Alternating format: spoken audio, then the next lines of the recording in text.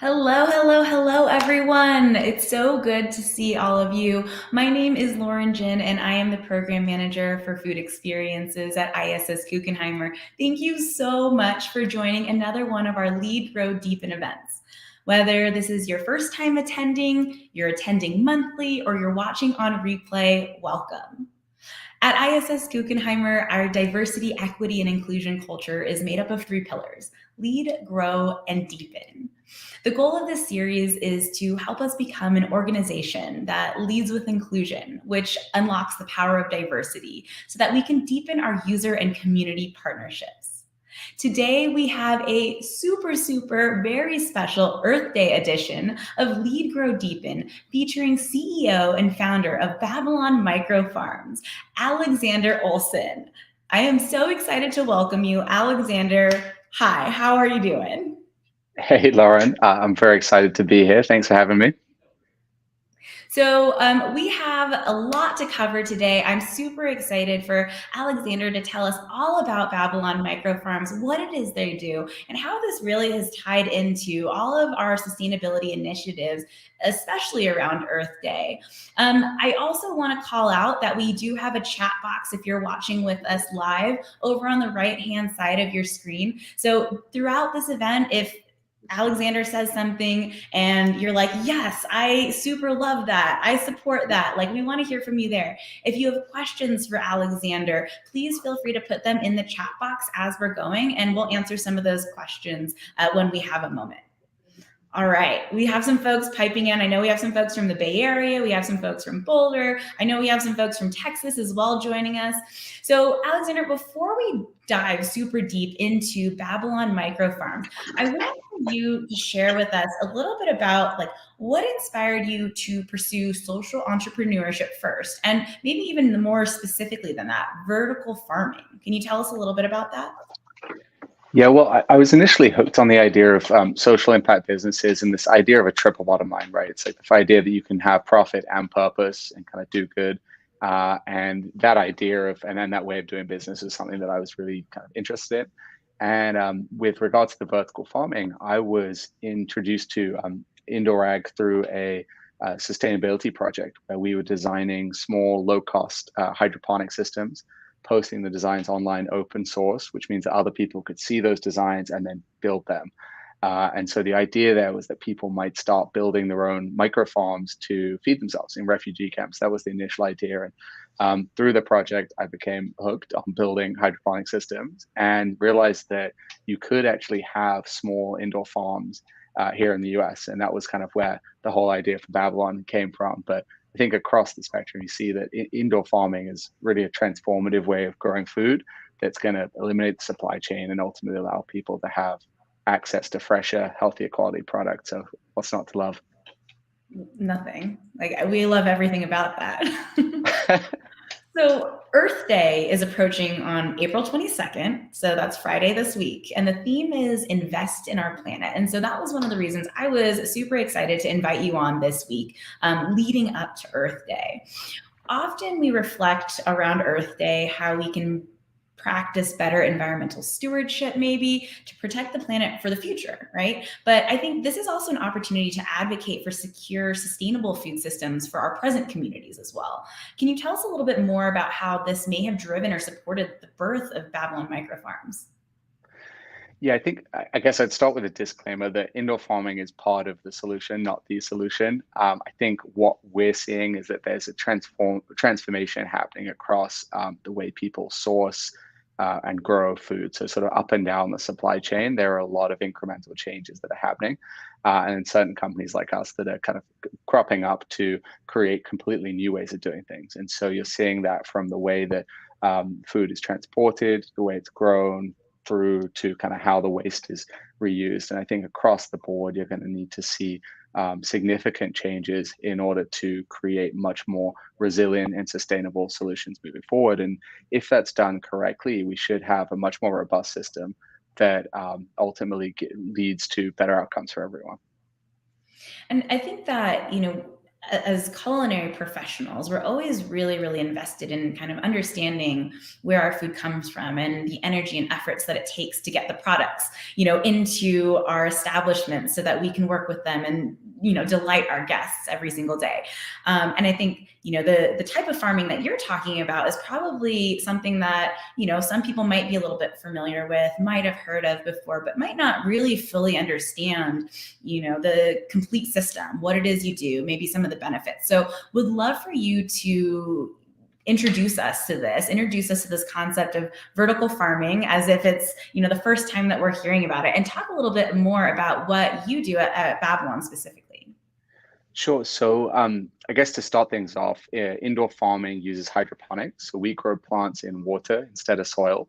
And using this method, you can grow plants twice as quickly using 90% less water. There are no pesticides or chemicals. So it's really resource efficient and sustainable. And because you're able to grow the plants indoors near the point of consumption, you don't have any of the waste that's associated with transportation. Like, for example, in the US, I think it's north of 80% of your leafy greens are grown in Salinas, California. So if you live on the East Coast, they're traveling 2,000 miles.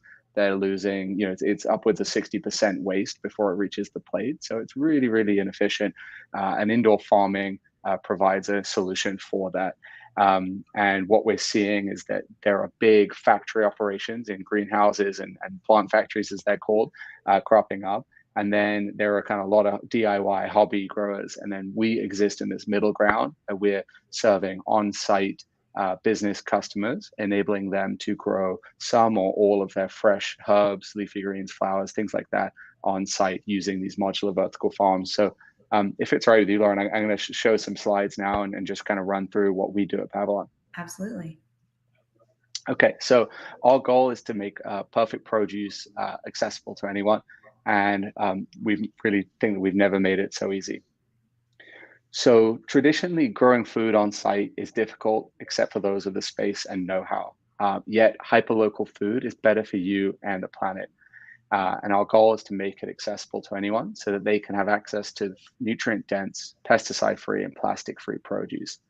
Some of you may be familiar with farm-to-table pioneers like Chef Dan Barber here on the left. There's a Netflix documentary about him. There's Chez Panisse on the West Coast. And some of these Michelin-star restaurants have kind of pioneered this idea of like ultra hyperlocal food and demonstrated how nice it can be. Our goal is to bring that into the mainstream. And so we do that with our gallery microfarm, which brings the art of perfect produce on demand to our clients. And so it's comprised of a couple different things. You have modular vertical farms, like the one here on the right. We make these here in the US. They just require water and electricity to grow. And they're automated. We run them with software through the cloud, enabling people to have fresh, reliable access to these produce items all year round. And because we're running them through the cloud, we can actually offer this all-inclusive support. So whatever you want to grow from our 50 crop varieties, we're here kind of guiding people through it. So you can plug these farms into literally into the food service operation. So we have them in the kitchen, we have them in the lobby. They're really designed to be a focal point, and the operators just receive instructions through an app. So it is a completely turnkey experience that creates kind of a new level of accessibility to perfect produce. Here are some images of our clients, and we have about 100 farms installed across the country, primarily in food service operations. So our focus is like large scale institutional food service operations. We work with like IKEA, Aramark, Sodexo, some familiar names there, hopefully Guggenheimer. And we're plugging these farms into the point of consumption through schools, corporate dining, and senior living are some of our major segments. So the Babylon IQ software platform is what makes all of this possible. So we have what we call a remote management platform, and that allows us to actually control all of the difficult parts of growing through the cloud and run it remotely. So this saves time for the operators. It significantly reduces the barriers to entry for people looking to grow. So if you have, whether it's your chef or any of the kind of culinary team, they don't need to learn how to be farmers. They just have to know how to pull the plants out of the farm to make it as simple as possible. Yeah, Alexander, I want to just chime in on that really quickly because in Boulder, we're super lucky that we have these amazing balcony garden beds. And I'm also super lucky that there is a dedicated professional who knows how to care for said garden beds because that is not my skill set nor expertise whatsoever. And so that's been a real thrill for me, having that fresh produce on site, being able to use it as a talking point, but at the same time, being able to kind of stay in my lane and do what I do best because caring for plants is not a skill set that I have really established yet. I love that. And we hear that all the time, right? Yeah, people are busy, labor is scarce, and people really want high quality product, but they don't want to invest the time in learning how to be a farmer. And that's why we exist. So, for us, it is really about how do you use the latest technology to redefine the farming experience and make this something that can become a staple. We kind of envision a future where you're going to have solar panels on the roof, you're going to have indoor farms in the basement, and that's really an essential part of being a sustainable culinary operation. So for the farms themselves, you saw the picture of the module before. They take about 30 minutes to operate. We ship everything using the mail, and they're plug and play, a little bit like a Keurig for plants. And sort of a collage of images here. As I mentioned, we have farms installed all across the country, and we're driving engagement. We're bringing people close to their food supply, and I think that has never been needed more than in light of COVID and everything. When people are coming back to the office, they care about their food, they care about their planet, and often businesses and institutions are looking for ways to show that they do too.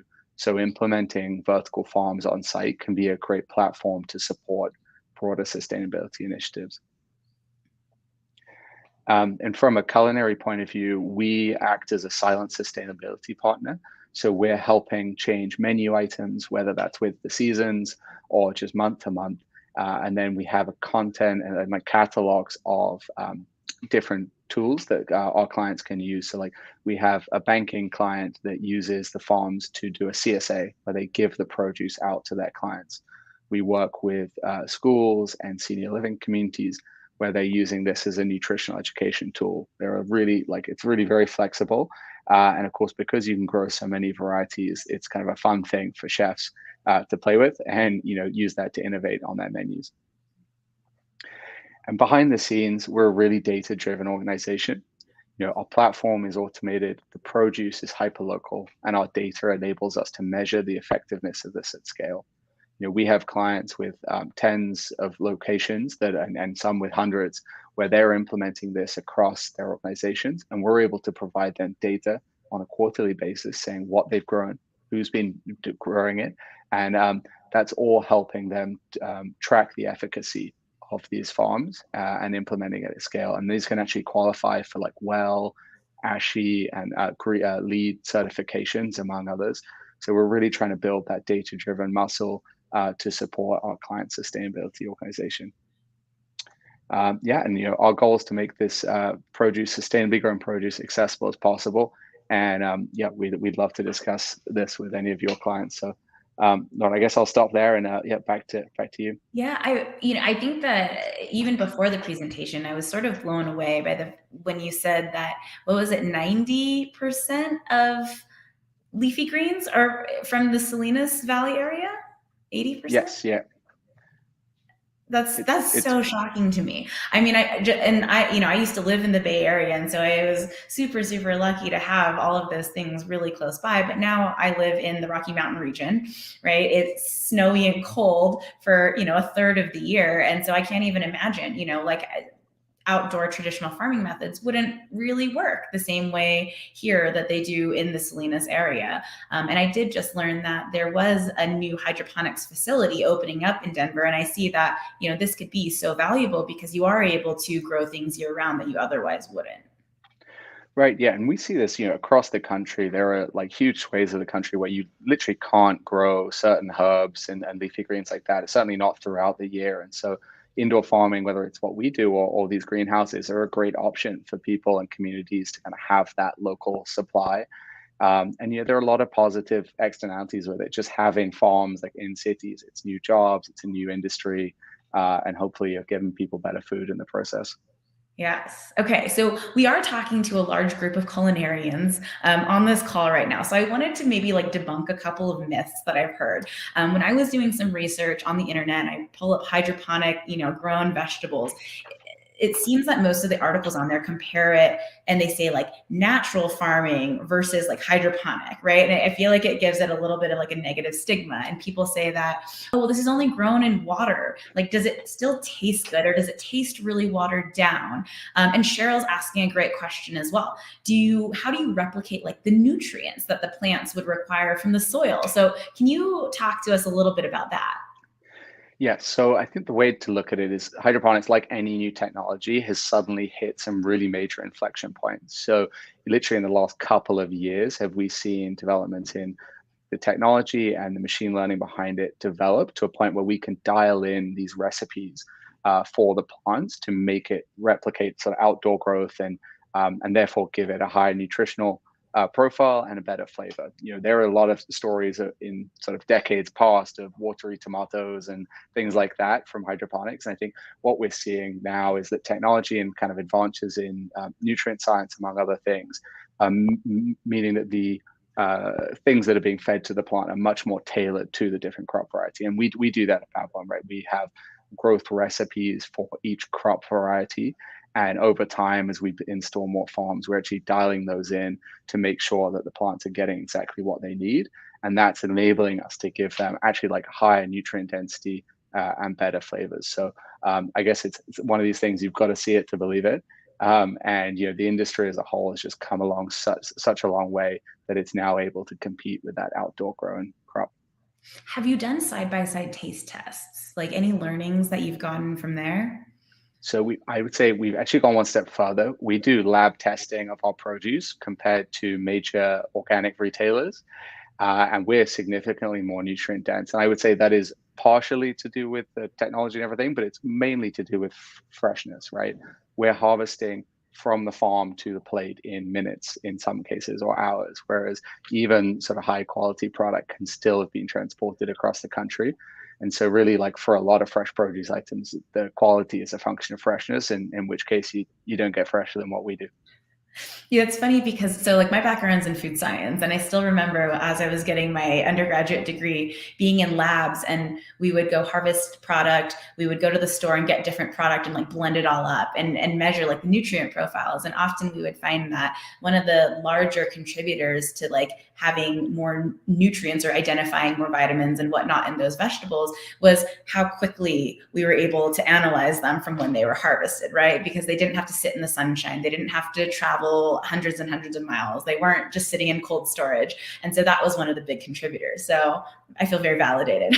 Yeah, and we hear that all the time, right? It's the kind of crispness, it's the texture and things like that of the leaf and of from whether that's herbs, leafy greens, and you just can't get that unless you grow it yourself. And that's where, like, if you could grow it outdoors in your raised bed, that's awesome. But sometimes you can't, and that's kind of where we step in, especially when you look at kind of corporate clients and in cities, things like that.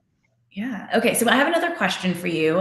Chef Jordan is on the call, and they're asking, is everything available through your supply company, or can you grow heirloom ethnic seeds not necessarily available through maybe Babylon specific pod set? So seeds are one of the largest inputs. So we do try and control that. We work with different seed banks and genetic varieties to try and test them before we push them out to our farms. And that, by and large, means that we have super high germination rates and really consistent yields. That being said, we always want to work with chefs. So we take suggestions all the time, and we can like quickly trial new heirloom varieties and introduce them for you. So yeah, we typically don't let people put in their own seed, but we can actually react really quickly, and we'd love to do that.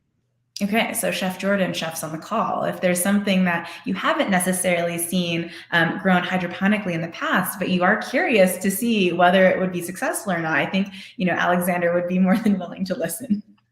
And I just add, like, I think it's one of the things that got me so excited about indoor ag and hydroponics is that you can actually reintroduce food into the supply chain. A lot of these local heirloom things are local for a reason, right? You can't grow them around the world or around the country, but with indoor farming, you have the opportunity to bring that localized climate to wherever you are. So it's something I'm passionate about, and I hope over time you'll see indoor grown products that you literally couldn't have bought, previously. So, in the photos that you had shown, I saw a lot of different folks, whether it was at the senior living or at universities, kind of like gathered around these systems, right? And they're not just farms. I'd say they're also kind of like engagement pieces as well that can really help promote overall food literacy, right? And give us the opportunity to engage with our various clients and explain to them why we do what we do and where their food comes from and everything like that. So, curious to see what have been some of those like early reactions from both maybe like the culinarians, the chefs, but then also maybe client facing when they see a micro farm for the first time. Yeah, I think it goes both ways. So the chefs, we've often found that like looking after the farms becomes one of the most sought after jobs in the culinary team, right? You're having to like go and harvest your crops. I think that is a lot better than some of the other roles that they could be doing. So there's usually kind of people look for that, and then the quality just shines through. As we talked about freshness, I think chefs really appreciate having that supply there on demand all year round. And when it comes to product and the farms themselves, we design them to look good, and I'm pretty proud to say that people comment on that a lot. And there's something about having like these vertical farms in the lobby or lining the walls or wherever it might be. They're a focal centerpiece that kind of brings that whole like biophilic design element into the culinary space or wherever you choose to put them. So they usually become a focal point, and we certainly use that to kind of build activities and so forth that can be a focal point for engagement, right? Especially as we look at like Earth Day, this is a very topical thing that's not going away, and people are looking for new ways to kind of engage and inspire around that nutritional or sustainable action. So if anyone has additional questions for Alexander, feel free to pop them into the chat box. I have a couple more of my own. I think in talking about Earth Day, oftentimes, especially as I'm hosting these Earth Day types of events, people are really looking to make like big, bold changes, right? So they're like, I'm not driving. I'm going to ride my bike everywhere. I'm going to cut out all animal proteins because I understand, the additional stress that animal proteins might have on the environment. I'm not going to use any single-use plastics. And all of these things I think are really fantastic. I've decided I'm going to take a little bit more of a holistic approach, hoping that I can do and practice these things like now, but then also beyond Earth Day and Earth Week as well. And that is, I'm going to eat delicious food that's in season and doesn't have to travel far to get to my plate. While I make like these small incremental changes that I can sustain for the long term. I think one of those things that we try to practice all the time in our cafes is using meat as a garnish, right? So, if you're someone who you really like meat on your plate, maybe try doing a protein flip where instead of having meat as the center of your plate, have all of those delicious seasonal vegetables as the center of your plate, and then still bring in that meat if you like it and use that as more of a garnish on your plate too. So, with that being said, Alexander, do you have any Earth Day inspired advice for us, either like on the consumer level or even the corporate level? Well, where to begin? As you know, I think ultimately buying local and reducing red meat are probably the two biggest things that anyone can do to impact their own personal consumption. And I think if there are ways for corporations like Oppenheimer and the clients that you serve to help bring people along, that's really impactful. I think food service is actually at the front line of like local food and has a big role to play in making sure it's like front and center of the agenda. And so whether that's like putting a microfarm in your lobby to kind of inspire people or introducing like a broader responsible sourcing initiative, I think those are like really powerful steps that I hope everyone's looking at. And we certainly see a lot of it cropping up. So I don't think I've seen a hydroponic system go from like seed pod to a ready to harvest product. What is that turnaround time looking like? Or like what's the kind of day in the life of a hydroponic micro farm? Yeah, so on a per module basis, right? So some people have several of them, but on a per unit basis, it's about 2 weeks from seed to harvest for microgreens. For leafy greens like lettuces, it's about 5 weeks. And for herbs and flowers, you're looking at like 6 to 8 weeks. And we can set it up so that you're harvesting on a weekly basis, bi-weekly, or you can do a big harvest once a month. And that really Mhm. depends on the use case. And typically you're looking at like 6 to 8 pounds of leafy greens per week. So, you're getting a pretty decent amount out of a single unit. Yeah, and leafy greens don't weigh that much. So that is actually quite a lot by volume. One of our other chefs does have a question for you. So, Matthew is saying, you mentioned that using hydroponics in inner cities. Is there potential for them to help increase the access to food in those areas that are considered food deserts? Absolutely. So I think the way that we look at it is indoor farming is happening in so many different permutations.